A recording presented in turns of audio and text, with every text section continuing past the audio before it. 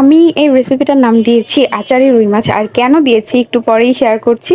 Hello everyone, আসসালামু আলাইকুম। This is Miranusa Mithila from Mehek designs and welcome to my another blog. ফার্স্টে এখানে কিন্তু আমি রুই মাছগুলোকে ভালো মতো ভেজে নিছি। আর এখানে জাস্ট রুই মাছগুলোকে ধুয়ে সামান্য পরিমাণ লবণ, হলুদ গুঁড়ো, মরিচ গুঁড়ো দিয়ে 10 মিনিট রেস্টে রাখছিলাম। তারপর হচ্ছে আমি এই মাছগুলোকে ভালো মতো ভেজে নিছি লাল করে। আর আমি কিন্তু এখানে আচারের তেলটা ইউজ করছি। আমের আচার ছিল আমার কাছে অ্যাভেলেবেল। তোমরা চাইলে যে কোনো আচারই মানে আচারের তেল ইউজ করতে পারো, যেটা মিষ্টি ছাড়া। যাই হোক, তারপর আমি সেই সেম আচারের তেলটাই আরেকটা কড়াইয়ের মধ্যে নিয়ে নিছি। তেলটা একটু গরম হওয়ার পর আমি এখানে পরিমাণ মতো পেঁয়াজ কুচি, মরিচ কুচি মানে কাঁচামরিচ কুচি দিয়েছি। দেন হচ্ছে পরিমাণ মতো আদা রসুন বাটা অ্যাড করেছি। তারপর সামান্য পরিমাণ হলুদ গুঁড়ো, তারপর মরিচ গুঁড়ো অ্যাড করেছি, তারপর লবণও অ্যাড করেছিলাম।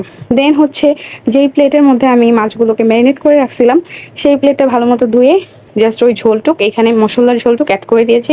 তারপর একটা টমেটো এখানে অ্যাড করেছি। তারপর সব কিছু একসাথে ভালো মতো নাড়াচাড়া করে 2-3 মিনিট কষিয়ে নিব। আমি কিন্তু এখানে খুবই অল্প পরিমাণের পানি ইউজ করেছি আর অল্প অল্প করে হচ্ছে নাড়াচাড়া করে নিছি আর কষিয়ে নিছি। তারপর এখানে হচ্ছে পরিমাণ মতো আমি জিরা গুঁড়োটা অ্যাড করে দিছি আর সব কিছুর সাথে আবার ভালো মতো মিক্স করে নিছি।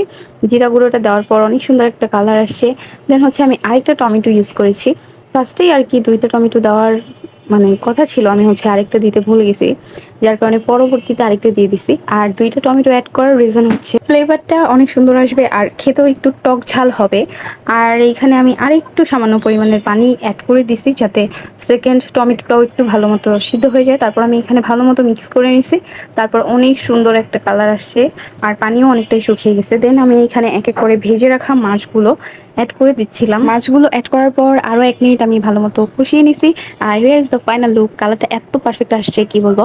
যারা যারা আমার মতো মাঝে মধ্যে রুই মাছ নর্মালি খেতে চান না, তারা এইভাবে ঝাল করে একটু আচারি ফ্লেভার এনে তারপর রান্না করে খেয়ে দেখবেন, জাস্ট ওয়াও লাগে। আমার কাছে তো এটা অনেক বেশি মজা লাগছে। তো দ্যাটস ইট ফর টুডে। সবাই ভালো থাকবেন, সুস্থ থাকবেন। আল্লাহ হাফিজ।